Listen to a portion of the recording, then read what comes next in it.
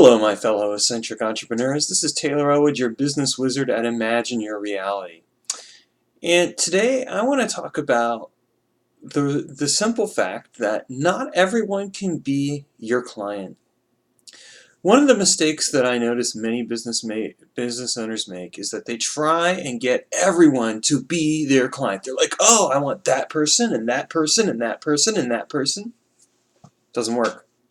Why? Because not everyone is your client.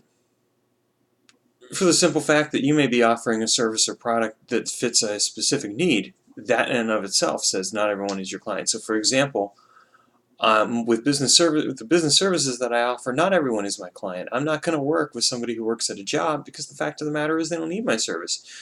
Well, at this point you're probably saying, duh, Taylor, that makes sense to me. Why? Of course not everyone's my client, but surely you may be thinking, everyone who fits what I'm looking for is my client. So for example, if I'm looking to work with small business owners, they must all be my ideal client. My answer to that is no, they're not. And I learned this the hard way because for years, literally years, that's what I focused on. I focused on, well, okay, here's my niche. It's small to medium-sized business owners, right? There you go. The problem is, even small to medium-sized business owners is pretty vague. It can fit a lot of different people. And not all of those people are going to need what I have to offer. And not all of those people are going to be a good fit for me. And the same thing applies to you. When you think about who your target audience is, who your target clientele is, you've got to really focus in on why these people want to do business with you, who they are, what is the identity of these people. And this took me a long time to figure out, so don't feel too bad if you don't have it figured out yet. But let me give you an example of how I figured it out, is that I realized one day, you know, that part of who my ideal client is reflected on my personality. Not everyone is going to like working with me, and part of that is because I'm an eccentric. When I go in and I work with clients, even if I'm keeping my eccentricity fairly reined in, it's still there, and people can pick up on it. And if they don't feel like it's a good fit, they're not going to work with me. If they don't feel, for example, that I'm normal enough for them, or if they want someone who's just conventional when it comes to how they approach business, they're not going to want to work with me. And for a long time, I tried to fit myself into this box. I've described that before. I tried to fit myself into this box, and it didn't work. But when I started paying attention to the fact that, you know what, I'm really just a weird, eccentric kind of guy, it changed things.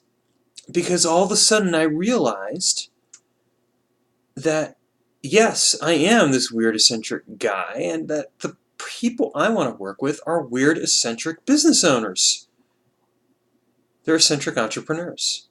They're you. They're the people watching this video right now.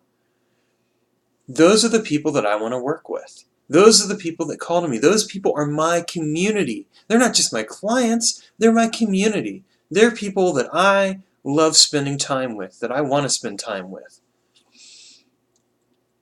So you got to look at your own business and ask yourself, what is it that you really do? And who's it for? Who is the person? And I say, you know, don't be too narcissistic about this, but look in the mirror and ask yourself, well, would I be a client? Like, I know that I would be a client of me because I'm an eccentric entrepreneur.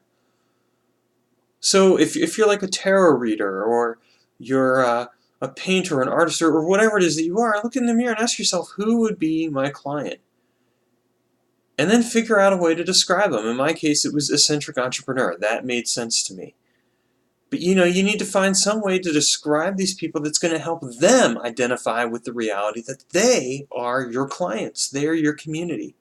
Once you do that, that's when you found who your audience is. So if you're not clear on who your audience is, you need to really focus in on that and get specific. And I know some people will say, well, if I get too specific, it's going to hurt my business. No. The more specific you are, actually the better you do in business, because you're connecting with and identifying with the people who need you, who need what you have to offer. And I'll give you a little proof to that. In the last couple months, I have actually had people contacting me. Before that, in my business, I never had anyone contacting me. Now I have people contacting me, asking me about how I can help them. That is how you know that what you're offering has value. All right, eccentric entrepreneurs, go out there and figure out who your target audience is. And if you need help, feel free to get a hold of me at imagineyourreality.com. Have a comment, feel free to leave it below. And if you found this video helpful, please subscribe. Thanks so much.